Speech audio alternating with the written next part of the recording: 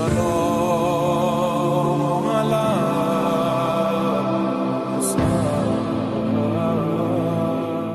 مدینہ سے مدینہ تک۔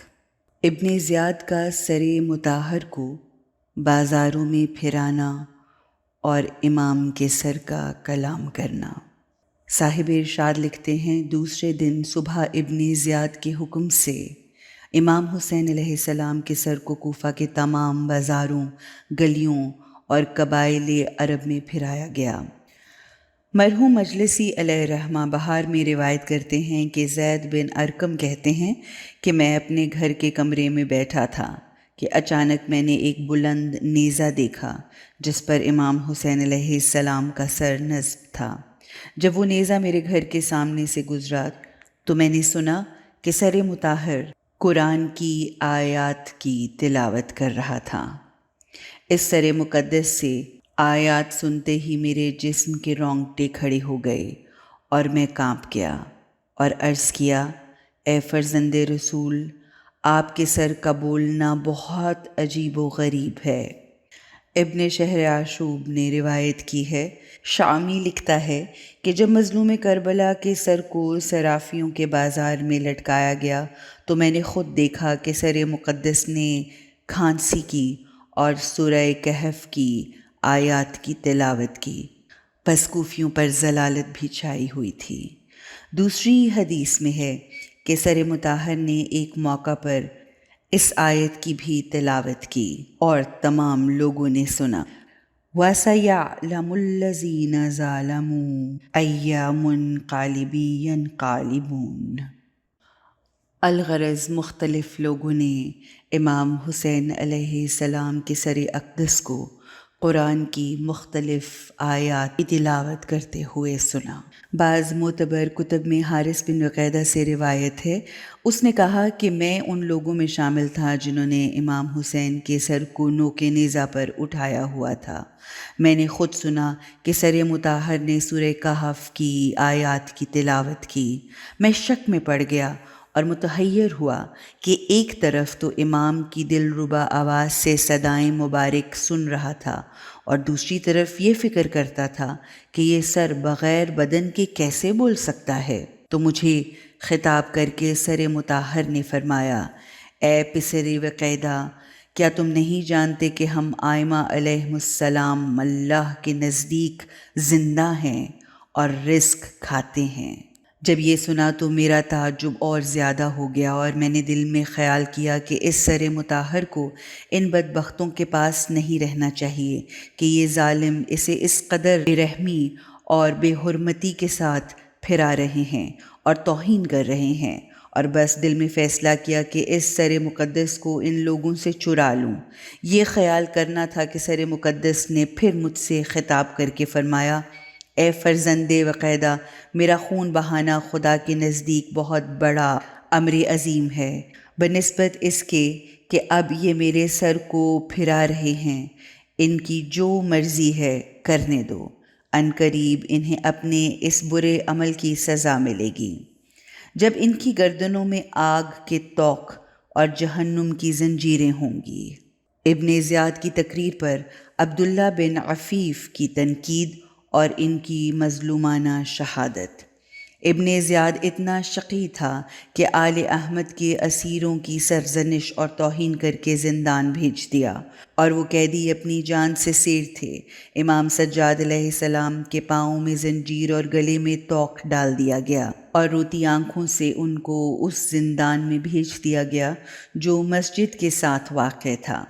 اس کے دوسرے دن یعنی 13 محرم کو سر اقدس کو تمام کوچوں اور بازاروں میں پھرایا گیا اور خود ابن زیاد روب اور دبدبے سے مسجد میں آیا۔ تمام حکومتی اور خوشامدی افراد اس کے ساتھ مسجد میں آئے۔ اچھا برا ہر شخص مسجد میں آیا۔ مسجد بھر گئی تھی اور یہ شقی بن شقی بے شرمی اور بے حیائی سے ممبر پر بیٹھ گیا اور یہ خطبہ پڑھا، حمد ہے اس خدا کی جس نے حق کو اور اہل حق کو ظاہر کیا اور امیر المومنین یزید نعوذ باللہ اور اس کے گروہ کی مدد کی، اور کذاب بن کذاب نعوذ باللہ اور ان کے شیعوں کو قتل کر دیا۔ جب یہ بکواس اس ملعون کی زبان سے نکلی تو ایک مخلص زاہد عابد شیعہ اور بہادر جناب عبداللہ بن عفیف برداشت نہ کر سکے اور اپنی جگہ سے اٹھے۔ یہ امیر المومنین کے صحابیوں میں سے ہیں اور ان کی ایک آنکھ جنگ صفین میں حضرت علی کی نصرت میں ضائع ہو گئی تھی اور دوسری آنکھ جنگ جمل میں مولا علی کی حمایت میں قربان ہو گئی تھی۔ اس نابینائی کے باوجود اکثر اسی مسجد میں عبادت کے لیے ٹھہرے رہتے تھے اور شب و روز یہاں عبادت کرتے تھے اور للکار کر کہا، اے ولد الزنا، جھوٹا اور فرزند کذاب تو ہے اور تیرا باپ تھا اور وہ جھوٹا تھا جس نے تجھے اس شہر کا امیر بنایا ہے اور اہل ایمان کی جان کو آگ لگا دی ہے۔ اے بے دین، فرزند پیغمبر کو قتل کرتا ہے اور پھر مسلمانوں کے سامنے ممبر پر آ کر یہ بکواس کرتا ہے۔ اے بے حیا، ممبر سے نیچے اتر، تو اس ممبر کا اہل نہیں ہے۔ ابن زیاد غضبناک ہوا اور پوچھا کہ یہ اندھا کون ہے کہ میرے ساتھ اس طرح گستاخانہ کلام کر رہا ہے؟ عبداللہ بن عفیف نے کہا، گستاخانہ کلام کرنے والا میں ہوں۔ اے دشمن خدا، تم نے ذریت محمد کو قتل کر دیا جنہیں اللہ پاک نے پاک و پاکیزہ خلق کیا، اور پھر تو مسلمانی کا دعویٰ کرتا ہے جبکہ تو فاسق اور فاجر ہے۔ جناب عبداللہ بن عفیف نے مزید کہا، خدا تیرے منہ کو توڑ دے، تیرے باپ پر لعنت ہو، تجھ پر عذاب کرے اور تجھے اللہ رسوا کرے، تجھے اور تیرے باپ اور تیرے امیر کو جہنم کی آگ میں جلائے۔ اے زنا زادے، کیا امام حسین کو قتل کرنا کافی نہ تھا کہ اب ممبروں پر ان پر سب و شتم کر رہا ہے؟ راوی کہتا ہے کہ ابن زیاد کا غضب اور زیادہ بڑھ گیا، اس کی گردن کی رگیں پر خون ہو گئیں اور اس نے کہا، اس بدبخت اندھے کو میرے پاس لاؤ، میرے سامنے پیش کرو۔ غلام اور محافظ عبداللہ بن عفیف پر ٹوٹ پڑے اور ان کو پکڑ کر ابن زیاد کے سامنے پیش کرنا چاہا تو ان کی قوم اور رشتہ دار اور بزرگان کوفہ ان کے اطراف میں جمع ہو گئے اور ان کی حمایت کی اور ابن زیاد کے محافظوں کو انہیں پکڑنے نہ دیا۔ اسی اثنا میں ان کے اپنے ایک گروہ نے ان کو چھپا لیا اور ان کو اپنے گھر پہنچا دیا۔ ابن زیاد غیظ و غضب کے ساتھ ممبر سے اتر آیا اور دارالامارہ چلا گیا اور حکم دیا کہ اس اندھے کو ہر صورت میں گرفتار کر کے میرے سامنے پیش کرو۔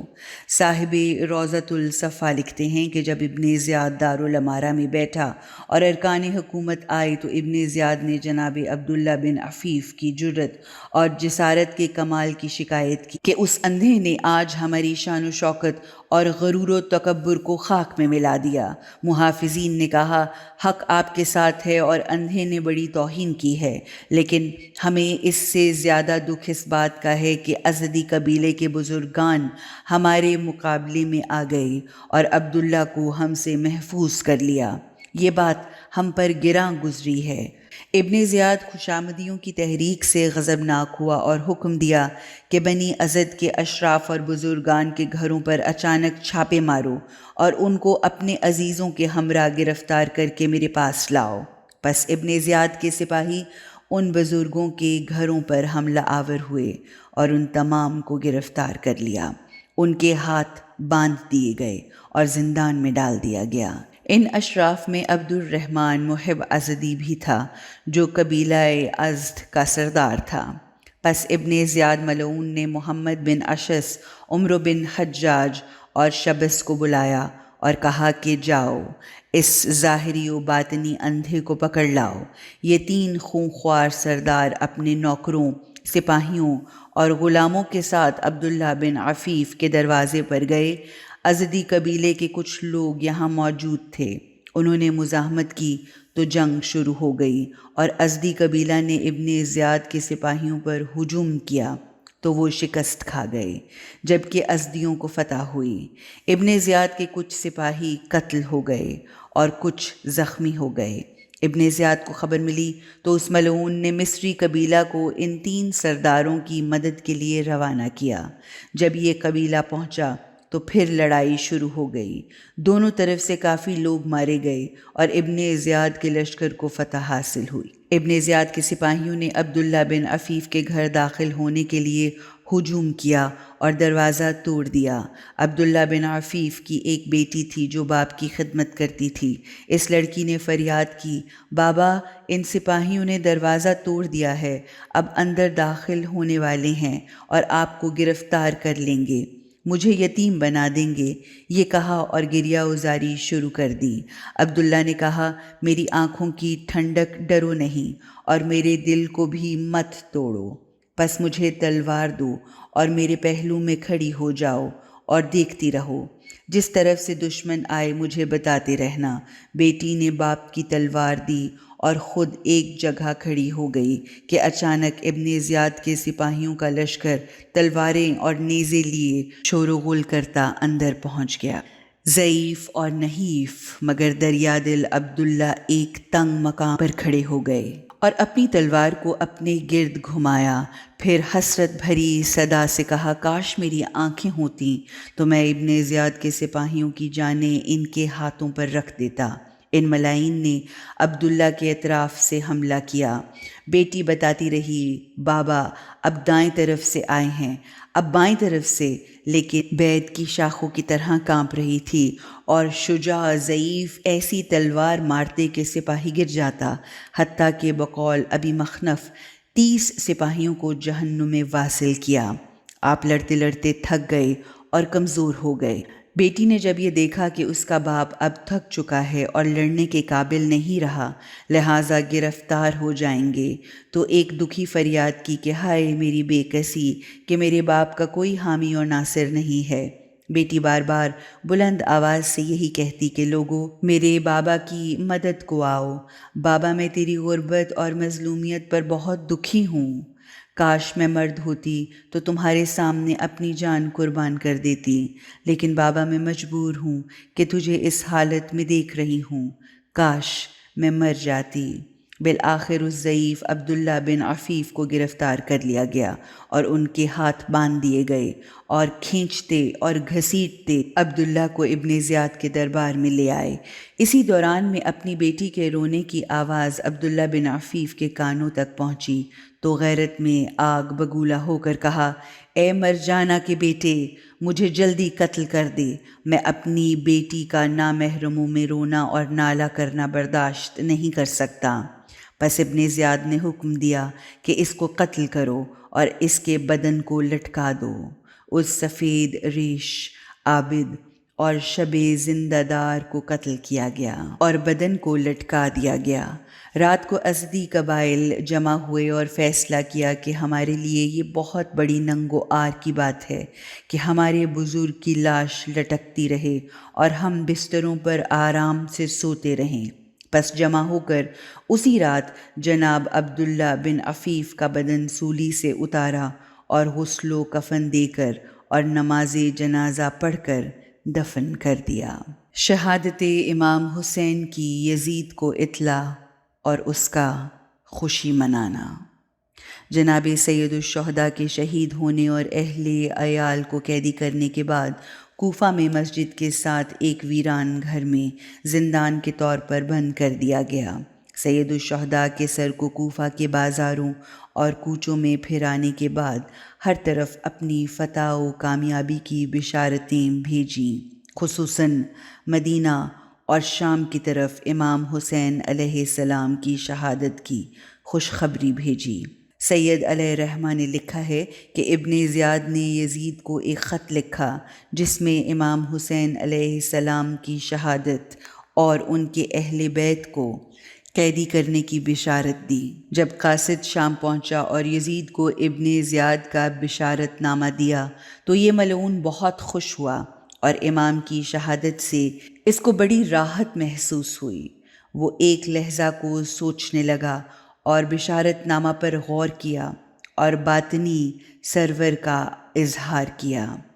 اس نے سوچ لیا کہ یہ بہت بڑا سانحہ ہوا ہے جو مسلمانوں کی پریشانی اور غصے کا باعث بن سکتا ہے، اور مسلمان اس واقعے میں توبیع و تشنیع کریں گے، لہٰذا بحسب ظاہر اس واقعے کو ناپسند کیا اور کہا کہ ابن مرجانہ ملعون نے امام حسین علیہ السلام کو شہید کر دیا، اور یہ کیا ظلم کیا۔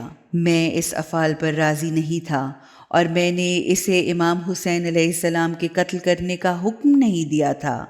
میں نے تو اسے اسلامی حدود سے باہر بھیج دینے کا کہا تھا، تاکہ وہ لوگوں کو اپنی طرف جمع نہ کر سکیں اور اپنی حکومت نہ بنا لیں، اور وہ بھی دوسرے مسلمانوں کی طرح ہماری حکومت کو تسلیم کر لیں اور حکومت کے کاموں میں کوئی رکاوٹ پیدا نہ کریں۔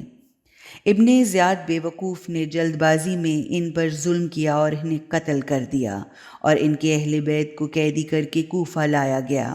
یہ تمام کام ابن زیاد نے اپنے خبث باطنی اور بری صفات کے مالک ہونے کی وجہ سے انجام دیا ہے۔ خدا اس کے چہرے کو سیاہ کرے۔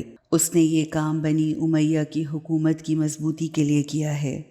کچھ لوگ تو اس کے اس کام کی تعریف کر رہے ہیں، لیکن میں اس کے ان کاموں کو برا سمجھتا ہوں۔ جبکہ ابن زیاد کی طرف سے جواب لکھا: اے ابن زیاد، تمہارا بشارت نامہ اور فرح انگیز خط بہت اچھے وقت میں میرے پاس پہنچا، جس سے میرا اعتماد تم پر اور زیادہ ہو گیا، کیونکہ تم نے میری خوشیوں میں اضافہ کر دیا ہے۔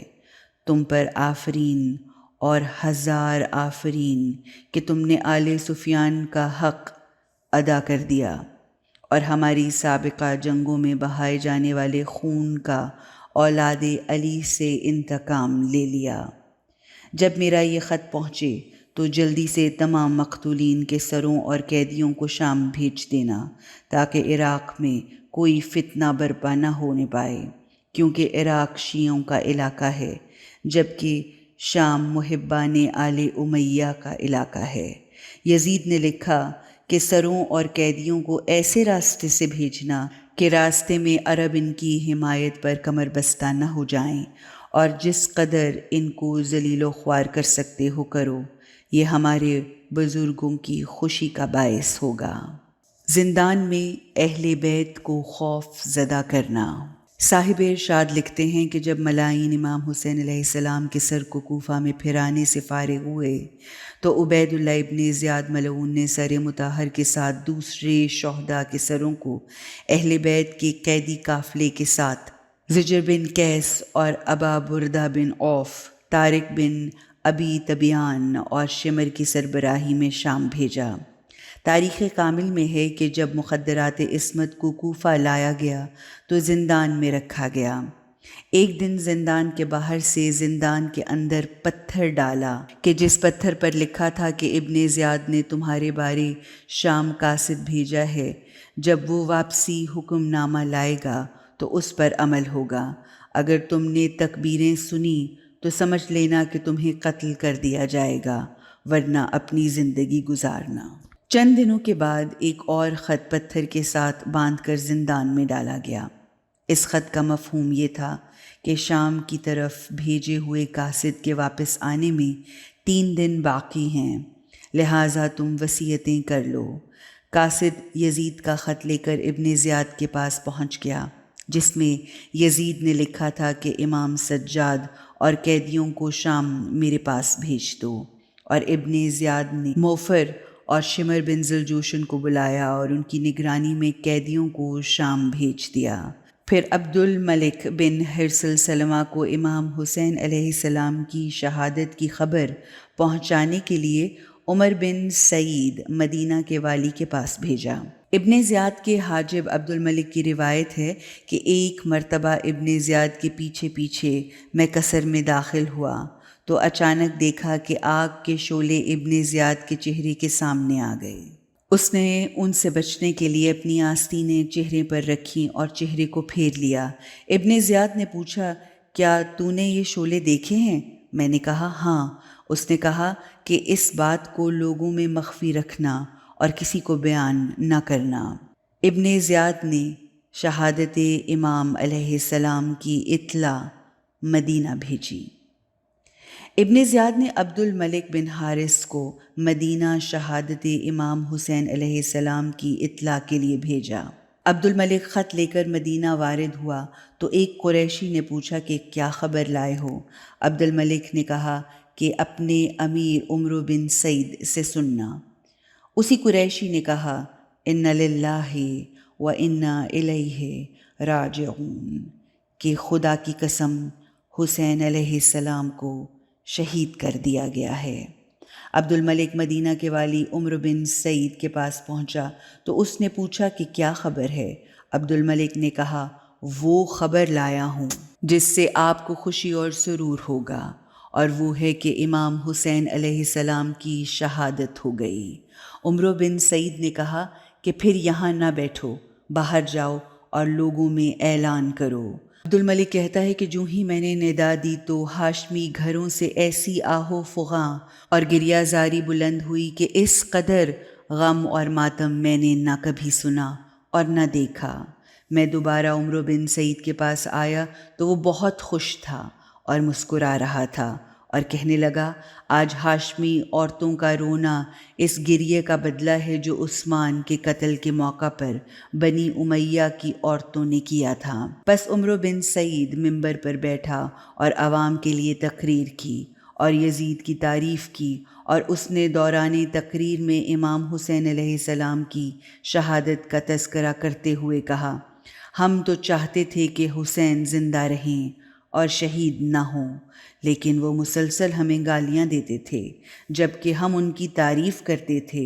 وہ ہم سے رشتے توڑتے تھے اور ہم بار بار ان سے رشتہ جوڑتے تھے، لیکن بہت کوشش کے باوجود انہوں نے یزید کی اطاعت کرنے سے انکار کر دیا، لہٰذا ان کو راستے سے دور کرنا ضروری سمجھا گیا۔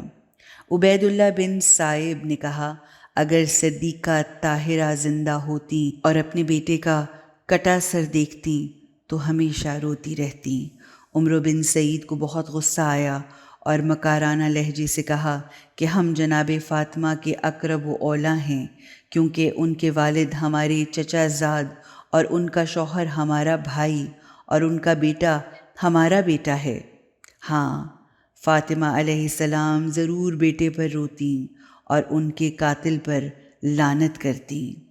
جناب عبداللہ بن جعفر طیار کے ایک غلام نے واقعہ کربلا کے بعد جناب محمد اون کی شہادت کا افسوس کیا اور کہا یہ دکھ ہمیں حسین کی وجہ سے پہنچا ہے۔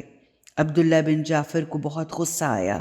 انہوں نے غلام ابو سلاسل کو نالین سے بہت سخت مارا اور کہا کیا تم حسین کے بارے میں یہ عقیدہ رکھتے ہو؟ اگر میں کربلا میں ہوتا تو اپنا خون ان کے قدموں میں بہا دیتا۔ میرے بیٹوں کی شہادت کے بارے میں میرے لیے یہ فخر کافی ہے کہ وہ اپنے ماموں کی حمایت میں لڑتے لڑتے شہید ہو گئے۔ مدینہ میں عزاداری کی ابتدا۔ عمرو بن سعید منبر سے نیچے اترا تو لوگ متفرق ہو گئے، البتہ امام حسین کی شہادت کی خبر ہر طرف جنگل کی آگ کی طرح پھیل گئی اور مدینہ کے تمام محلوں میں اور گھروں میں گریہ ازاری شروع ہو گئی۔ مدینہ کے لوگ گلیوں بازاروں میں آئے اور ان کے ہاتھوں میں رومال تھے اور خون کے آنسو روتے تھے۔ بعض لوگوں نے گریبان چاک کیے، بعض نے سر میں خاک ملائی اور چہرے پر ماتم کرتے رہے۔ شہادت امام حسین علیہ السلام کی خبر جب مدینہ کی عورتوں تک پہنچی تو مخدرات با احتشام اور مستورات با احترام اپنے گھروں سے دوڑتی ہوئی باہر نکلیں، گریبان چاک کیے اور سروں اور چہروں پر تماچے مارے۔ وہ ماتم کرتی تھیں اور نوحہ اور گریہ زاری کرتی تھیں، حتیٰ کہ تازہ شادی شدہ لڑکیاں اپنے حجلوں سے باہر نکلیں اور ہائے حسین کے بین کرتی تھیں۔ مرد اور بچے بھی بلند آواز سے روتے تھے۔ نوجوانان جو جناب علی اکبر کے دوست تھے انہوں نے اپنے گریبان چاک کیے اور زمین اور زمان میں اس قدر روئے کہ نالہ و زاری کا ایسا شور و غل بلند ہو گیا کہ کوئی اور آواز سنائی نہ دیتی تھی۔ آفاق سیاہ ہو گئے، زمانہ ہاشمیوں پر تنگ ہو گیا۔ سب سے زیادہ دکھ ام البنین کو ہوا۔ چاروں کے چاروں بیٹے کربلا میں شہید ہو گئے تھے۔ ہاشمی بیبیاں اور ابو طالب کی نسلوں سے عورتیں جناب زینب کبریٰ کی بے بسی اور جناب سکینہ کی یتیمی پر اس قدر گریہ کرتی تھیں کہ جہاں تنگ ہو گیا۔ ان گریہ کرنے والوں میں ایک طرف جناب زینب بنت عقیل بن ابی طالب کا ماتم تھا، تو دوسری طرف ام لقمان اور ان کی بہن ام ہانی، اسما اور رملہ کے ساتھ ماتم کنا تھیں، اور تیسری طرف مدینے کی عورتیں جو ننگے پاؤں بال کھلے بین کرتی ہوئی سروں منہ پر ماتم کرتے ہوئے اور گریہ ازاری کرتے ہوئے آتی تھیں، یہ عورتیں جس شخص کو دیکھتی تو یہی کہتی تھیں، اے لوگو، آخر رسول پاک کو کیا جواب دو گے؟ اور اس وقت کیا جواب دو گے جب رسول پاک پوچھیں گے کہ میرے بعد میری اطرت سے کیا سلوک کیا گیا؟ میں نے اپنی اطرت کے بارے میں کس قدر وصیت اور سفارش کی؟ کیا میری تاکید کا صلہ تم نے یہ دیا کہ میری اطرت کو قتل کر دیا، قیدی بنا لیا؟ کیا میری نبوت کا یہی اجر ہے جو تم نے مجھے دیا ہے؟ اس دن کے بعد جو رات آئی، اس رات ہاتف غیبی کی آواز مدینہ والوں نے سنی، جو کہہ رہا تھا، لوگو، اب عذاب الہی کے لیے تیار ہو جاؤ، تمہارے اوپر موسیٰ، عیسیٰ اور بن داؤد کی لعنت ہے، اہل آسمان تمہیں بد دعا کر رہے ہیں۔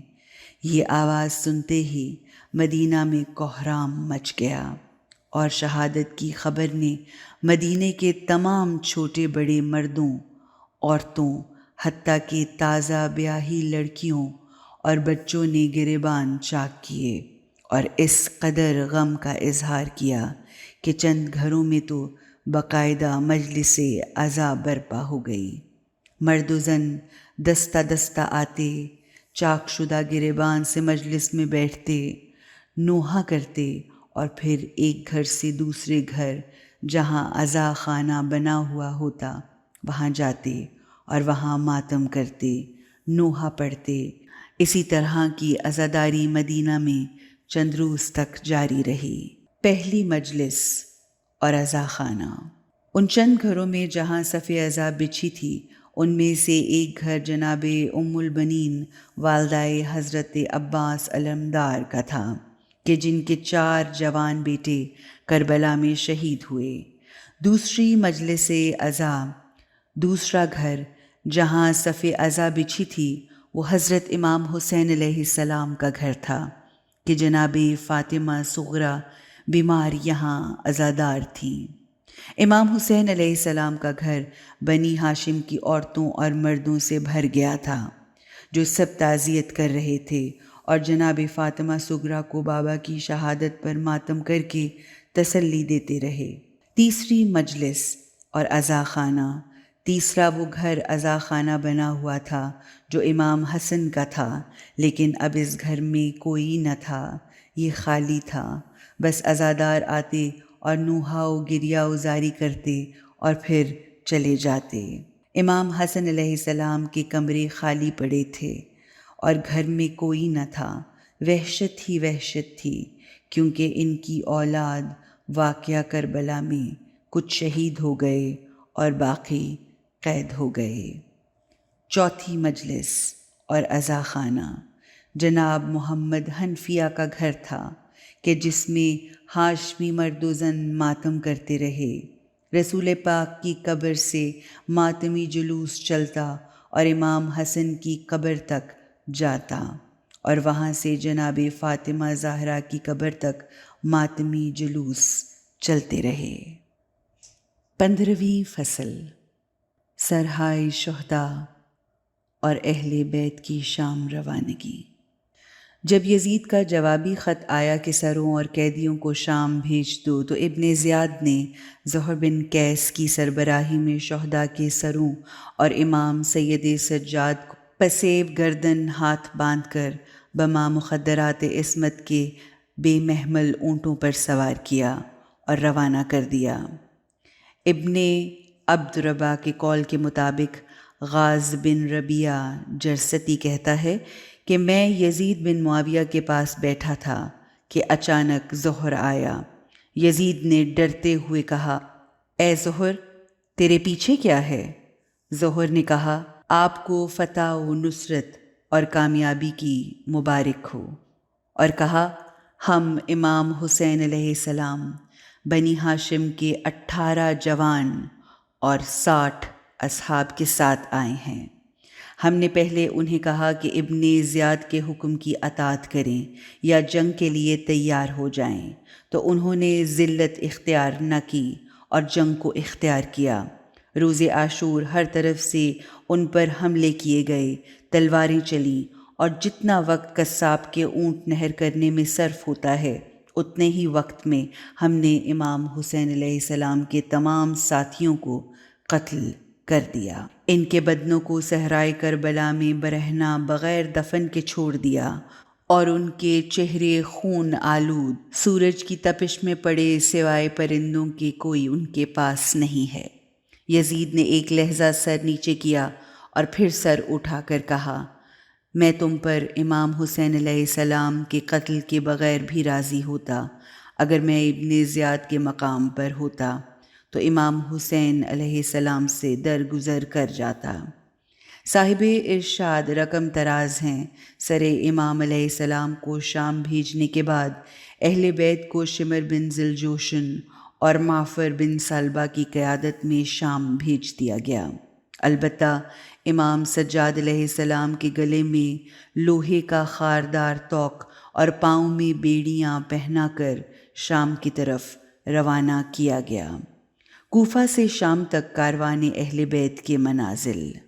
کربلا میں شہ والا کے حرم لٹتے ہیں، فاقہ کش تشنہ دہن کشتائے غم لٹتے ہیں، دشت علم میں گرفتار ستم لٹتے ہیں، شور برپا ہے یہ رانڈوں میں کہ ہم لٹتے ہیں، قتل وارث ہوئے سامان گرفتاری ہے، قتل وارث ہوئے سامان گرفتاری ہے، یا علی آؤ کہ اب وقت مددگاری ہے۔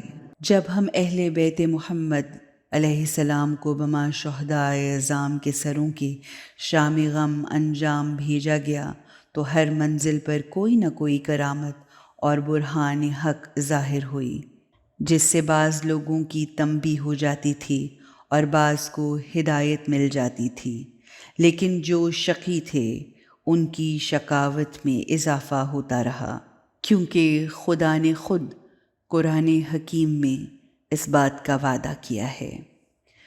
ابو مخنف لکھتے ہیں، اس کارواں کو جساسہ کی مشرقی جانب سے قیدیوں اور سروں کو لے کر گئے اور تقریت کے ایک طرف سے گزرتے ہوئے کارواں کو لے چلے۔ انہوں نے تقریت کے عامل کو لکھا، ہمارا استقبال کیا جائے اور لشکر کا کھانا اور گھوڑوں کا چارہ وغیرہ لایا جائے۔ ہماری تعداد زیادہ ہے اور ہم ابن زیاد کی طرف سے مامور ہیں۔ ہمارے پاس امام حسین علیہ السلام اور اصحاب امام حسین علیہ السلام کے سر ہیں جن کو کربلا میں شہید کیا گیا ہے، اور اب ہم ان کے سر یزید کی طرف لے جا رہے ہیں۔ تقریت کے حاکم نے یہ خط پڑھا تو حکم دیا کہ لشکر کی غذا اور لشکر کے ساتھ موجود حیوانوں کی خوراک کا انتظام کیا جائے اور ان کا استقبال کیا جائے۔ چنانچہ بہت سے لوگ استقبال کرنے کے لیے، جنہوں نے سرخ اور زرد علم اپنے آگے اٹھائے ہوئے تھے، نکارہ کی صدا جاری تھی۔ لوگ ہر جانب اور ہر مکان سے استقبال کے لیے روانہ ہو گئے۔ جب دونوں فریق ایک دوسرے سے ملے تو ایک دوسرے کو بشارت اور مبارک دی۔ تماشائی لوگ امام کے نورانی سر کے متعلق پوچھتے تو ان کو جواب ملتا کہ یہ ایک خارجی تھا۔ اتفاقاً اس اجتماع میں ایک نصرانی تھا جو کوفہ سے آیا تھا۔ اس نے کہا، اے بدبختو، میں بھی کوفہ میں تھا۔ وہاں تو اس سر کا نام راس الخارجی نہ تھا، بلکہ وہاں تو ان کا نام حسین ابن علی تھا، وہی علی جنہوں نے کئی سال کوفہ میں حکومت کی اور وہ ہمارے امیر تھے۔ ان کی ماں جناب فاطمہ زہرا ہیں اور جد محمد مصطفیٰ ہیں۔ یہ سر اسی مصطفیٰ کے بیٹے کا ہے۔ نصرانیوں نے جب یہ سنا تو ناقوس بجانے شروع کر دیے، اور راہبوں نے اپنے کلیسوں کے دروازے بند کر دیے اور قاتلان حسین پر شب و روز لعنت نہ شروع کر دی، اور بار بار یہی کہتے، اے اللہ، ہم اس قوم سے بری ہیں جس نے اپنے نبی کی بیٹی کے بیٹے کو قتل کر دیا۔ لشکر کے سالار شمر تک یہ خبر پہنچی کہ نصرانیوں نے یہاں شور و غل مچایا ہے اور عنقریب باقی لوگوں کی شورش کا خطرہ ہے، تو ابن زیاد کے سپاہی ڈر گئے اور تکرید کے شہر میں وارد نہ ہوئے۔ وہاں سے وہ باہر سے آگے نکل گئے۔ چلتے چلتے عروہ نصرانی کے کلیسا کے پاس جا پہنچے۔ وہاں بھی نہ رکے بلکہ وادی نخلا میں رات کا پڑاؤ کیا۔ ابو مخنف لکھتے ہیں، جب قیدی لبنہ شہر پہنچے تو شہر لبنہ میں اطلاع دی گئی۔ لوگوں نے شہر سے باہر نکل کر استقبال کیا، حتیٰ کہ مرد و زن، چھوٹے بڑے، بوڑھے جوان اور عورتیں تک پس پردہ سے نکل کر امام حسین علیہ السلام کے سر کو دیکھتے تھے اور ان پر اور ان کے نانا پر اور ان کے باپ پر صلوات پڑھتے تھے، نیز قاتل پر لعنت کرتے تھے اور لشکر کو گالیاں دیتے ہوئے کہتے تھے، اے اولاد انبیاء کے قاتلو، ہمارے شہر سے جلدی نکل جاؤ۔ جب لشکر والوں نے یہ سنا تو لبنہ سے کوچ کر لیا اور کہیلہ نامی منزل پر پہنچ گئے۔ واقعہ منزل کہیلہ۔ جب ابن زیاد کے سپاہی کہیلہ پہنچے تو اس شہر کے اہل کو پیغام بھیجا کہ تم ہم سے ملاقات کرو، یعنی استقبال کرو، ہماری غذا اور حیوانوں کا چارہ بھی ساتھ لاؤ، کیونکہ ہمارے ساتھ حسین علیہ السلام کا سر ہے اور ہم شام جا رہے ہیں۔ والی کہیلہ نے آذوقہ و علوفہ کا انتظام کیا۔ لوگوں نے استقبال کیا اور خود 3 میل تک استقبال کے لیے باہر آئے۔ لوگ ایک دوسرے سے پوچھتے تھے کہ کیا خبر ہے؟ جواب ملتا کہ خارجیوں کے سروں کے ہمراہ ان کے اہل و عیال کو قیدی بنا کر شام لے جا رہے ہیں، جن کو کربلا میں ابن زیاد کے حکم سے شہید کر دیا گیا۔ ایک شخص جو حقیقت حال سے واقف تھا، اس نے کہا، افسوس ہے تم پر، تمہاری زبان لال ہو، خارجی نہ کہو، واللہ ھذا راس الحسین، یہ تو امام حسین علیہ السلام کا سر ہے۔ جب آنے والوں نے یہ سنا تو گریہ و زاری کی اور 4000 شاہ سوار نے آپس میں عہد کیا اور قسمیں اٹھائیں کہ ابن زیاد کے سپاہیوں کو قتل کر دیں گے اور سر چھین کر کربلا لے جا کر ان کے جسموں سے ملحق کر دیں گے اور قیدیوں کو قید سے رہائی دلائیں گے، تاکہ قیامت تک ہماری نسلیں ہمارے کارنامے پر فخر کرتی رہیں۔ لیکن جاسوسوں نے یہ خبر ابن زیاد کے لشکر تک پہنچا دی کہ اوس و خزرج کی جماعت 4000 کے لشکر کے ہمراہ تم پر حملہ کرنے والی ہے۔ تو جلد ہی لشکر ابن زیاد ڈر کے مارے کہیلہ میں رات نہ ٹھہرا اور وہاں سے چل دیا اور جلدی سفر کر کے منزل جھنیاں پہنچ گیا۔ واقعہ منزل جھنیاں۔ جھنیاں کے عامل کو لشکر ابن زیاد نے اطلاع دی کہ حسین کا سر ہمارے ساتھ ہے اور ہم ابن زیاد کی طرف سے شام میں یزید کے پاس جا رہے ہیں، ہمارا استقبال کرو اور ہماری غذا و علوفہ جانوروں کے لیے چارہ کا بھی انتظام کرو۔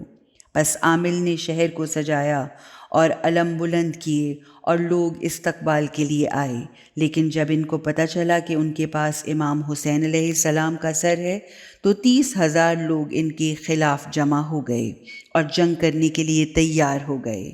ان کا ارادہ یہ تھا کہ سروں اور قیدیوں کو ان سے چھین لیں، لیکن لشکر ابن زیاد فوری طور پر وہاں سے بھی فرار ہو گیا۔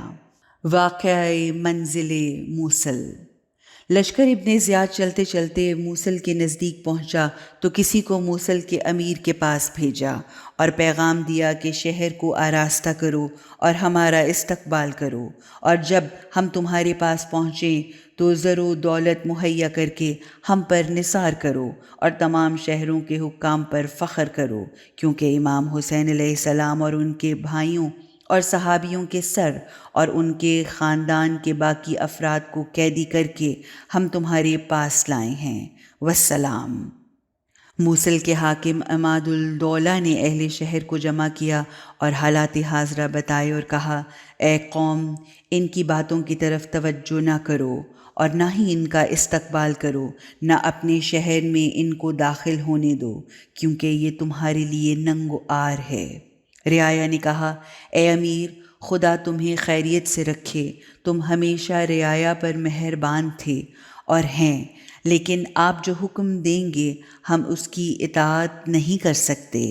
پس اہل موصل نے غذا، پانی اور گھاس لشکر کے لیے بھیج دیا اور پیغام دیا کہ آپ لوگوں کا شہر میں داخل ہونا خلاف مصلحت ہے، یہ غذا لو اور جہاں جانا چاہتے ہو چلے جاؤ۔ لشکر ابن زیاد اس رویہ سے غضبناک ہوا اور شہر موصل کے باہر ہی سے گزر گیا، یوں شہر سے ایک فرسخ کے فاصلے پر پڑاؤ کیا اور امام حسین کے سر کو نوک نیزہ سے اتار کر وہاں موجود ایک بڑے پتھر پر رکھا۔ خون کے چند قطرے اس پتھر پر لگے اور وہ قطرات خون اس پتھر کے اندر محفوظ ہو گئے۔ روز عاشور ہر سال اس پتھر سے تازہ خون جوش مارتا تھا اور یوں گرد و نواح کے لوگ وہاں آتے اور اس پتھر کے گرد حلقہ بنا کر ماتم کرتے تھے اور یوں رسم عزاداری ادا کرتے تھے، حتیٰ کہ عبد الملک بن مروان کے زمانے میں اس پتھر کو یہاں سے اٹھایا گیا تو پھر اس پتھر سے روز عاشور کوئی نشانی نہ دیکھی، لیکن اہل موصل نے اس مقام پر ایک بارگاہ اور گنبد تعمیر کیا اور اس مقام کا نام مشہد النقطہ رکھا۔ مومنین ہر سال روز عاشور وہاں آتے ہیں اور رسم عزاداری ادا کرتے ہیں۔ صاحب روضۃ الشہداء لکھتے ہیں کہ جب اہل موصل نے لشکر ابن زیاد کو شہر میں داخل ہونے کی اجازت نہ دی تو توشی ملعون نے اپنے ساتھیوں کے ساتھ شہر سے باہر رات گزاری اور صبح یہ لوگ نصیبین کی طرف روانہ ہو گئے۔ واقعہ منزل نصیبین۔ غم زینب ہیں بہت اہل یقین روئیں گے، حشر تک حجت حق مہدی دین روئیں گے۔ جب اہل بیت کو لشکر ابن زیاد نصیبین شہر کے قریب لائے تو سروں کو صندوق سے نکال کر نیزوں پر سوار کیا اور اہل بیت کے سامنے لایا گیا۔ جب بی بی زینب نے اپنے بھائی کے سر کو دیکھا تو بہت روئیں اور فرمایا، کیا تم ہمیں شہروں میں پھراتے رہو گے، حالانکہ ہم تو اس کی اولاد ہیں جس پر اللہ کی وحی نازل ہوتی تھی؟ تم نے رب کا انکار اور اپنے نبی کا بھی انکار کیا، گویا تمہارے پاس نبی پاک آئے ہی نہ تھے۔ صاحب روضہ لکھتے ہیں، لشکر ابن زیاد نے نصیبین کے حاکم کو قاصد بھیجا اور پیغام دیا کہ شہر کو سجائے اور ہمارے استقبال کو آئے، نیز ہماری مہمان نوازی کا اہتمام کرے۔ پس شہر سجایا گیا تو دروازہ شہر پر لشکر ابن زیاد کی قیدیوں کو لایا گیا تو تماشائی آ گئے۔ اچانک قہر الہی سے بادل سے بجلی گری جس نے آدھے شہر کو جلا کر راکھ کر دیا۔ شہر میں شور و غل برپا ہوا تو لشکر ابن زیاد یہاں سے شرمندہ ہو کر آگے کو چلا اور اس شہر کے قریب پہنچا جس کا امیر سلیمان بن یوسف تھا۔ نصیبین کے بعد کا واقعہ۔ سلیمان کے دو بھائی تھے، ان میں سے ایک جنگ صفین میں حضرت علی علیہ السلام کے ہاتھوں قتل ہو گیا تھا اور دوسرا سلیمان کے ساتھ اس شہر میں حکومت کرنے میں شریک تھا۔ اس شہر کے دو دروازے تھے، ایک دروازہ سلیمان سے متعلق تھا اور دوسرا اس کے بھائی سے متعلق تھا۔ جب ابن زیاد کے لشکر کے آنے کی خبر سنی تو خوب اہتمام کیا گیا اور تشریفات کا انتظام کیا گیا، لیکن لشکر کے کس دروازے سے ورود ہو اس بات پر دونوں میں اختلاف ہو گیا۔ ایک کہتا تھا کہ لشکر میرے دروازے سے داخل ہو اور دوسرا کہتا تھا کہ میرے دروازے سے داخل ہو۔ پس دونوں ناصبی بھائیوں کے درمیان جنگ چھڑ گئی، تلواریں چلیں، تیر چلے اور اسی جنگ میں سلیمان بھی وارد جنگ ہوا اور مارا گیا۔ اس واقعے سے لشکر شمر یہاں سے بھی خاموشی سے آگے نکل گیا اور حلب کی طرف روانہ ہو گیا۔ البتہ راستے میں یہ عین الوردہ سے بھی گزرے۔ شہر حلب کا واقعہ۔ توق ہاتھوں سے سنبھالے جو پہ سر روتا ہے، پیار سے حضرت شبیر کا سر روتا ہے۔ ابو مخنف لکھتے ہیں کہ شہر حلب کو شہداء کے سروں اور اہل بیت کے ورود کے لیے سجایا گیا اور ساز اور نگارے بجا کر اہل بیت کو نہایت ذلت و خواری سے شہر میں داخل کیا گیا۔ شہر کے کوچہ و بازار میں اہل بیت کی تشہیر کی گئی، حتیٰ کہ اقامت گاہ پر پہنچے تو وہاں سروں کو نیزوں سے اتارا گیا اور امام حسین علیہ السلام کے سر کو زوال سے غروب تک کھلی جگہ پر رکھا گیا۔ لوگ گروہ در گروہ سر مبارک کو دیکھنے کے لیے آتے تھے اور ان میں کوئی نہ کوئی شیعہ اور محب اہل بیت بھی ہوتا تھا۔ جب یہ پہچان لیتا کہ یہ سر امام حسین علیہ السلام کا ہے، زار و قطار روتا اور آپ علیہ السلام اور آپ کے جد اور آپ کے بابا پر صلوات پڑھتا اور قاتلین پر لعنت کرتا تھا۔ لیکن جاہل اور پست لوگ سر مقدس کے پاس کھڑے ہو کر بلند آواز سے لوگوں کو بلاتے اور کہتے کہ آؤ تماشا دیکھو، دیکھو یہ ایک خارجی کا سر ہے جس نے یزید کے خلاف کربلا میں بغاوت کی اور مارا گیا۔ جب یہی صدا جناب زینب کبریٰ سلام اللہ علیہا کے کانوں تک پہنچی تو تمام بیویوں نے سر و صورت پر ماتم کرنا شروع کر دیا اور زار و قطار رونا شروع کر دیا۔ ابو مخنف لکھتے ہیں ابھی تک وہ مقام موجود ہے جہاں امام علیہ السلام کا سر رکھا گیا۔ یہاں جو محتاج شخص پناہ لیتا اور مدد مانگتا ہے تو اس کے درد دل کی دوا اور اس کی حاجت روائی ہو جاتی ہے۔ لشکر ابن زیاد نے یہ رات عیش و عشرت میں گزاری اور کثرت سے شراب پینے کی وجہ سے ان کی حالت خراب سے خراب تر ہو گئی۔ وہ رنگا رنگ کے حرام کھانے کھاتے رہے، لیکن اہل بیت محمد علیہ السلام کے دل دکھی تھے اور خستہ جسم تھے، نیز بیماری اور لاچاری کی حالت میں صبح تک بھوکے پیاسے بیٹھے رہے۔ امام سجاد علیہ السلام اپنی غربت پر بار بار روتے تھے اور کہتے تھے اللہ تو ان سے ہمارا انتقام لے۔ غیر معلوم مقام کا ایک واقعہ۔ ابن شہر آشوب نے مناقب میں لکھا ہے کہ ابو حیفا نے کہا میں جب طواف بیت اللہ میں مشغول تھا تو ایک شخص کو پردہ کعبہ پکڑ کر مناجات کرتے دیکھا۔ وہ مناجات میں یہی بات کہتا تھا اے میرے اللہ مجھے معاف کر دے، لیکن میں جانتا ہوں کہ تو مجھے معاف نہ کرے گا۔ میں نے اس شخص کی مذمت کی ہے اور کہا اے بندائے خدا، خدا سے شرم کرو، اس طرح کیوں کہتے ہو؟ اگر تمہارے گناہ درختوں کے پتوں کے برابر اور بارش کے قطروں کے برابر بھی ہوں تو بھی توبہ کرو اور معافی مانگو، وہ غفور الرحیم ہے۔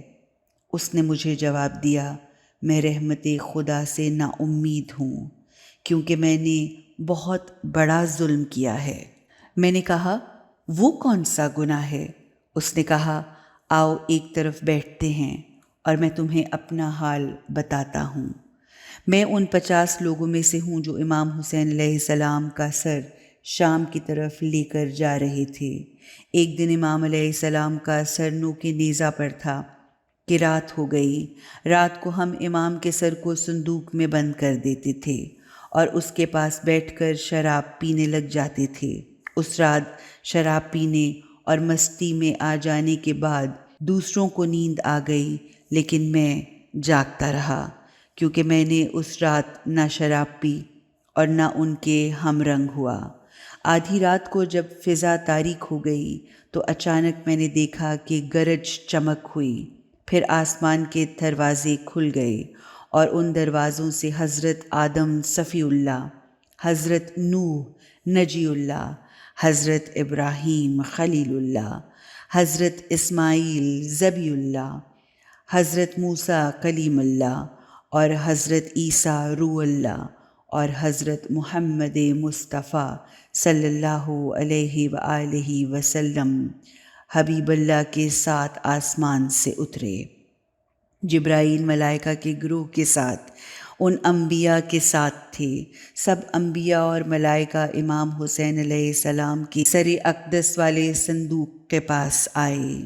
جبرائیل نے بڑھ کر صندوق کا دروازہ کھولا اور سر مطہر کو اٹھا کر سینے سے لگایا اور لبوں پر بوسہ دیا۔ پھر باری باری تمام پیغمبروں کو دیا، سب نے سینے سے لگایا، لبوں پر بوسے دیے، حتیٰ کہ جب پیغمبر اکرم کی باری آئی تو حضرت نے بہت ہی بوسے دیے اور بہت زیادہ گریہ کیا، جیسے کوئی باپ اپنے نوجوان بیٹے کی لاش پر آنسو بہاتا ہے۔ پیغمبر اکرم نے اپنے بیٹے کے سر پر نوحہ خوانی کی اور بڑی بے قراری کا اظہار کیا۔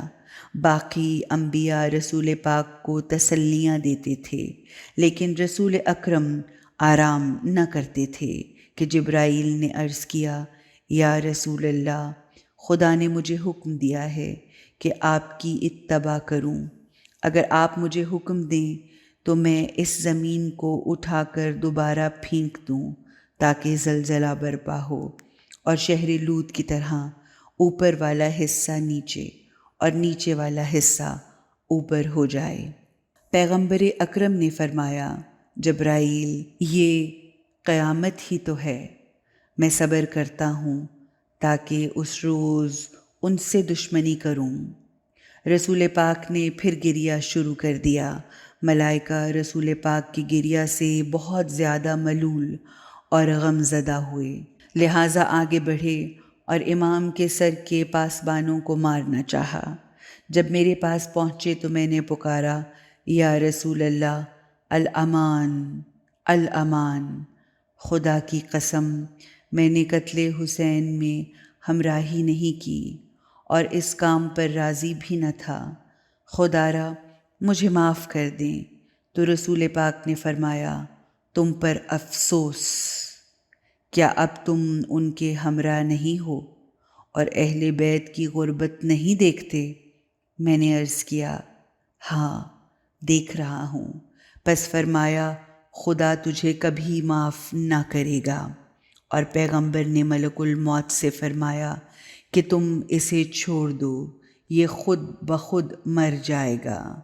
پس اس وحشت سے اس مقام سے اٹھا۔ صبح کو دیکھا کہ میرے تمام ساتھی جل کر راکھ ہو گئے اور میرا آدھا چہرہ سیاہ ہو گیا، اور ابھی تک میرا چہرہ آگ میں جل رہا ہے۔ واقعہ دیر راہب۔ غربت ہے رش کے بخت سکندر بنی ہوئی، صحرا کی دھوپ خود ہے سمندر بنی ہوئی۔ دیکھو سر حسین کی بخشش کا معجزہ، دیکھو سر حسین کی بخشش کا معجزہ، نوکے سنا ہے دوش پیغمبر بنی ہوئی۔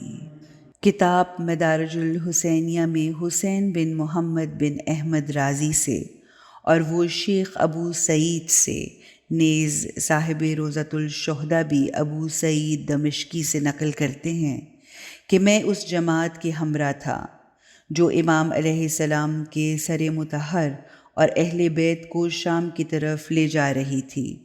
جب ہم دمشق کے قریب پہنچے تو لوگوں میں یہ خبر پھیل گئی کہ قعقاع خزاعی نے ایک لشکر تیار کیا ہے اور وہ ابن زیاد کے لشکر پر شب خون مارنا چاہتا ہے تاکہ سر اور قیدی چھین لیں۔ ابن زیاد کے لشکر کا سالار مضطرب ہوا اور بڑی احتیاط سے سفر کیا۔ رات کو وہ ایک ایسی جگہ پر پہنچے جہاں ایک عظیم راہب کا کلیسا تھا جس میں نصرانی رہتے تھے۔ لشکر کی یہ رائے ٹھہری کہ اس کلیسا کو اپنی پناہ گاہ بنا لیں تاکہ اگر رات کو کوئی شب خون مارے تو کامیاب نہ ہو سکے۔ پس شمر ملعون کلیسا کے پاس آیا اور ان کے بزرگ کو بلایا تو چھت سے ایک ضعیف شخص نے کلیسا کے دائیں بائیں دیکھا تو بیاباں میں ایک لشکر پھیلا ہوا پایا۔ اس نے پوچھا، کیا کام ہے؟ شمر نے کہا، ہم ابن زیاد کا لشکر ہیں اور کوفہ سے شام جا رہے ہیں۔ اس ضعیف نے پوچھا، شام؟ خیر سے جا رہے ہو؟ شمر نے کہا، عراق میں ایک شخص نے یزید کے خلاف بغاوت کی تھی، ہم نے اس سے جنگ کی اور اس کے تمام ساتھی مارے گئے۔ اب ان کے سر اور ان کے اہل بیت کو قیدی بنا کر امیر المومنین یزید کے پاس لے جا رہے ہیں۔ اس ضعیف نصرانی نے سروں کی طرف نگاہ دوڑائی تو دیکھا کہ تمام سر چمکتے ستاروں کے مثل ہیں جو نیزہ و سنان کے آسمان پر طلوع ہیں اور تمام صحرا کو روشن کر رکھا ہے۔ نصرانی نے پوچھا، ان سروں میں بزرگ اور بڑا کون ہے؟ امام حسین علیہ السلام کے سر کی طرف اشارہ کیا گیا اور امام کا سر دکھایا گیا۔ بوڑھے نصرانی نے امام کے سر کو غور سے دیکھا تو حالت غیر اور دیگر گوں ہو گئی۔ امام عالی مقام کے جلال اور ہیبت نے نصرانی کو مات دیا اور اس کے اعضاء و جوارے میں سستی آ گئی، نیز حزن و ملال دل میں بیٹھ گیا۔ ضعیف نصرانی نے پوچھا، میرے کلیسا سے کیا چاہتے ہو؟ شمر نے کہا، میں نے سنا ہے کہ اس سر کے محبوں اور عاشقوں نے ایک لشکر جمع کیا ہے کہ وہ ہم پر رات کو حملہ کریں اور ہم سے یہ سر مقدس اور قیدی چھین لیں۔ بس آج رات آپ کے کلیسا میں پناہ چاہتے ہیں، کل یہاں سے چلے جائیں گے۔ نصرانی نے کہا، تمہارے لشکر کی تعداد زیادہ ہے اور میرے کلیسا میں اس قدر گنجائش نہیں، لیکن دشمن کے حملہ سے بچنے کے لیے سروں اور قیدیوں کو کلیسا کے اندر لے جائیں اور لشکر کلیسا کے ارد گرد پڑاؤ رکھ لے۔ رات کو آگ جلا کر روشنائی حاصل کریں اور بیدار رہیں تاکہ رات کے شب خون سے مامون رہیں۔ شمر نے کہا، یہ بہت اچھی رائے ہے۔ پس امام کریم کے سر مقدس کو مضبوط صندوق میں رکھا گیا، اسے نئے تالے لگائے گئے اور صندوق کلیسا میں رکھ دیا گیا اور کمرے کو تالے لگا دیے گئے اور امام زین العابدین اور دیگر قیدیوں سمیت کلیسا کے اندر بٹھا دیا۔ جب آدھی رات ہوئی تو راہب اپنے حجرے سے باہر نکلا اور روشنائی دیکھ کر اس کمرہ کے پاس آیا جہاں امام کا سر رکھا ہوا تھا۔ وہ کمرے کا طواف کرتا رہا۔ اچانک دیکھا کہ وہ کمرہ جس میں چراغ تھا نہ شمع، روشن اور منور ہو گیا، گویا کمرے میں لاکھوں شمع اور چراغ روشن ہیں۔ راہب نے ان عجائب کو دیکھ کر تعجب کیا اور خود سے کہا کہ یہ روشنی کہاں سے آ رہی ہے، جبکہ نہ چاند ہے اور نہ ہم نے کمرے میں چراغ اور شمع روشن کی ہیں۔ اے رب العالمین، یہ چمکتا سورج کس ملک سے طلوع ہوا ہے؟ اتفاقاً اس کمرہ کے ساتھ دوسرے ملحق کا کمرہ میں ایک روشن دان تھا۔ راہب دوسرے کمرے میں آیا اور اس روشن دان سے جھانک کر دیکھا کہ روشنی اس صندوق سے نکل رہی ہے۔ پھر وہ آہستہ آہستہ زیادہ ہوتی گئی اور اس قدر پھیل گئی کہ دیکھنے سے آنکھیں خیرہ ہو جاتی تھیں۔ خلاصہ، اس نور کے غلبہ سے کمرے کی چھت میں شگاف ہو گیا اور آسمان سے نوری سواری اتری۔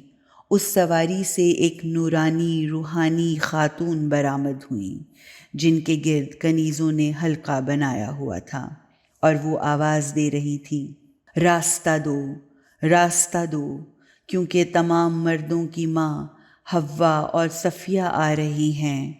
اس کے بعد ایک اور نورانی سواری اتری جس میں حوریں اور ایک معظمہ بی بی تھی۔ وہ سواری سے باہر آئیں تو حوروں نے آواز دی کہ راستہ دو، راستہ دو، جناب ابراہیم خلیل اللہ کا حرم حضرت سارہ آ رہی ہیں۔ پھر ایک اور نوری سواری اتری جس سے خوبصورت حوریں باہر آئیں اور کہا کہ راستہ دو، کیونکہ جناب ہاجرہ مادر اسماعیل آ رہی ہیں۔ پھر ایک اور نوری عماری اتری کہ جس سے سورج کی طرح چمکتی حوریں نکلیں اور آواز دی کہ راستہ دو، کیونکہ جناب یوسف کی ماں راحیل آ رہی ہیں۔ پھر ایک اور نوری عماری نازل ہوئی جس سے جناب کلثوم خواہر موسیٰ برآمد ہوئیں۔ پھر ایک اور نوری عماری اتری جس سے جناب آسیہ خاتون زوجہ فرعون برآمد ہوئیں۔ پھر ایک اور نوری عماری اتری جس سے جناب مریم مادر حضرت عیسیٰ برآمد ہوئیں۔ پھر ایک اور نوری محمل اترا جو بہت عظیم تھا۔ اس محمل سے جناب ختیجۃ الکبریٰ برآمد ہوئیں۔ یہ سب نورانی مستورات اور حوریں صندوق کی طرف گئیں اور صندوق کے گرد کھڑے ہو کر گریاؤ زاری کیا۔ پھر صندوق کا دروازہ کھولا اور خون سے آلود سر امام کو باہر نکالا، ایک کے بعد دوسری کے ہاتھوں میں دیا۔ تمام مخدرات عصمت نے اس سر اقدس کی زیارت کی اور بوسے دیے اور صلوات پڑھی۔ نصرانی راہب کہتا ہے کہ اچانک گریہ و زاری کی صدا اس قدر بلند ہوئی، یوں محسوس ہوا کہ جیسے وہ کمرہ گر گیا ہے جس میں وہ سر مقدس تھا۔ ایک نوری عماری کمال روشنی میں چشمہ خورشید کی طرح اتری، جس سے ایسی حوریں برآمد ہوئیں جن کے گریبان چاک، لباس میلے اور حریر پھٹے ہوئے تھے۔ وہ پریشان حال بال کھولے حسین حسین کا نوحہ پڑھتے ہوئے اس صندوق کے قریب گئیں اور بین کر رہی تھیں کہ اچانک راہب کو جھڑک کر کہا، اے نصرانی راہب، آنکھیں بند کرو اور اب ادھر مت دیکھنا، کیونکہ جناب فاطمہ زہرا سیدۃ النساء العالمین آسمان سے اترنے والی ہیں۔ ان کے بال کھلے ہوئے ہیں اور وہ بیٹے کی زیارت کے لیے آ رہی ہیں۔ راہب کہتا ہے، میں اس سخت جھڑکی سے بے ہوش ہو گیا۔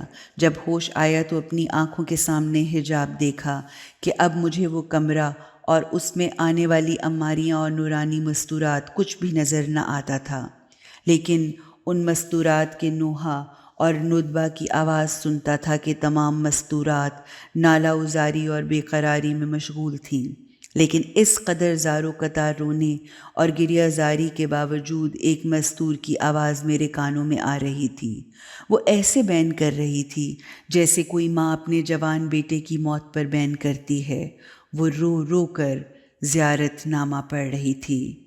اے ماں کے مظلوم شہید اور غریب بیٹے حسین، اے میری آنکھوں کی ٹھنڈک حسین، تمہیں پیاسا شہید کر دیا گیا۔ گھبراؤ نہیں، میں تمہارا انتقام تمہارے دشمنوں سے لوں گی۔ راہب بی بی کے ان دکھی بینوں کو سن کر بے ہوش ہو گیا، اور جب ہوش میں آیا تو نوری عماریوں اور محملوں میں سے کچھ بھی نہ تھا اور نہ کوئی رونے والا تھا۔ وہ اٹھا اور کمرے سے باہر آیا اور سر مقدس والے کمرے کے تالوں کو توڑا اور اندر گیا تو صندوق کا دروازہ کھلا ہوا دیکھا اور اس سر سے نور ساطع اور لامع تھا۔ راہب پر اس کا بڑا اثر ہوا، چنانچہ روتے اور گریہ زاری کرتے ہوئے صندوق کے پاس زمین پر گر پڑا، پھر اٹھا اور سر مقدس کو صندوق سے نکالا اور خون آلود خاک آلود سرخ کو مشک و عنبر اور عرق گلاب سے دھو کر نفیس و ظریف سجادہ زمین پر بچھایا اور اس پر رکھا۔ کافوری شمعیں ارد گرد روشن کیں اور حیرت سے اس نورانی سر کو دیکھا۔ وہ زارو قطار روتا، آنسو بہاتا اور دل جلی آہیں بھرتا تھا۔ پھر زانوئے ادب طے کر کے بیٹھ گیا اور رو کر سر کی طرف دیکھا اور کہا، اے کائنات کے سرور کے سر اور اے آدم کی اولاد سے بہتر سر، مجھے یقین ہو گیا ہے کہ آپ اس جماعت سے ہیں جس کی صفات میں نے تورات اور انجیل میں پڑھی ہیں۔ آپ کو ہستی خدا کی حقانیت کی قسم، جس نے آپ کو یہ مقام و منزلت عطا فرمائی کہ تمام محترمات کائنات خواتین عظام آپ کی زیارت کو آئیں اور آپ پر گریہ و زاری کرتی رہیں، مجھے بتائیے آپ کون ہیں؟ فوری طور پر ذوالجلال کے حکم سے وہ سر مطہر بولا اور فرمایا، میں زمانے کا ستم رسیدہ ہوں، کوفیوں کی تلوار کا شہید ہوں اور شامیوں نے مجھے خون میں غلطاں کیا ہے۔ میں اپنے شہر سے اور اپنے خاندان سے دور پیغمبر اسلام کا فرزند ہوں۔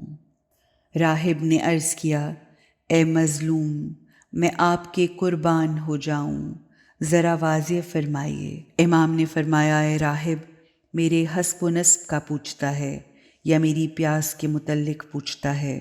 اگر نسب پوچھتا ہے تو میں پیغمبر اکرم کا فرزند اور والی مدینہ کی بیٹی کا بیٹا ہوں۔ اور پھر امام نے اپنے اوپر ہونے والے تمام مصائب سنائے کہ وہ راہب صبح تک آہو نالا میں مشغول رہا، کبھی روتا، کبھی ماتم کرتا اور کبھی نوحہ کرتا اور کبھی افسوس سے ہاتھوں کو رگڑتا تھا۔ صبح کو یہ راہب اپنے کمرے سے نکلا اور وہاں موجود تمام نصرانیوں کو جمع کیا اور ان کو تمام واقعات سے مطلع کیا۔ خود بھی روتا رہا اور سب نصرانیوں کو بھی رلاتا رہا۔ وہ اس قدر روئے کہ فرط غم میں گریبان چاک کر لیے اور سر میں خاک ملا لی۔ نیز نوحہ کرتے ہوئے تمام نصرانی امام زین العابدین علیہ السلام کے پاس آئے۔ جب نصارہ کی نظر حضرت سجاد علیہ السلام پر پڑی تو دیکھا کہ چند قیدی خواتین اور بچے جنہیں زنجیروں اور رسیوں سے باندھا ہوا ہے وہ پریشان حال خاک پر سوئے ہوئے ہیں اور ویران جگہ پر ٹھہرے ہوئے ہیں۔ نصرانیوں نے جب قیدیوں کی یہ حالت دیکھی تو ان کی چیخیں نکل گئیں اور وہ زار و قطار رونے لگے، گریبان چاک کیے اور امام سجاد علیہ السلام کے قدموں پہ گر پڑے اور کلمہ شہادت پڑھ کر مسلمان ہو گئے۔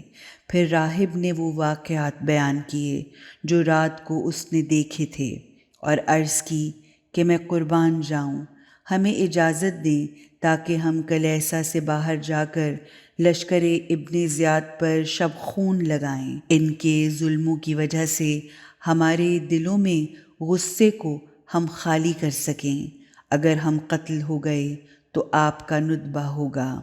امام سجاد علیہ السلام نے ان کے حق میں دعا کی اور فرمایا تمہارا اسلام لانا قبول ہے اور لشکر ابن زیاد کو اپنے حال پر چھوڑ دو، بہت جلدی ان کو اپنے کیے کی شدید سزا ملے گی اور ہم اللہ کی قضاء و قدر پر راضی ہیں۔ السلام